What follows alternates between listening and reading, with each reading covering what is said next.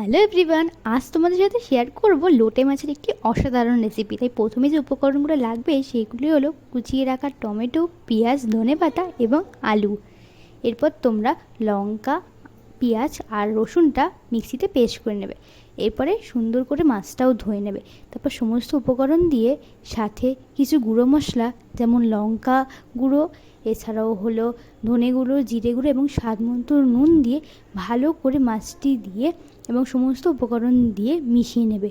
সমান নাড়াতে থাকবে কিন্তু, নয়তো নিচে লেগে যাওয়ারও চান্স থাকে। তারপরে সবশেষে ওপর থেকে একটুখানি ধনেপাতাও দিয়ে দেবে। ব্যাস, তারপরে সমানে নাড়াতে থাকবে। এরপরে একটু কিছুক্ষণের জন্য ঢাকনা দিয়ে রেখে দেবে ওই 5 থেকে 7 মিনিট। জলটা আস্তে আস্তে শুকিয়ে এলেই ব্যাস রেডি আমাদের লোটে মাছের রেসিপি। কেমন লাগলো রেসিপিটা অবশ্যই জানিও, আর ভালো লাগলে like, comment, share and subscribe করে দাও। বাই।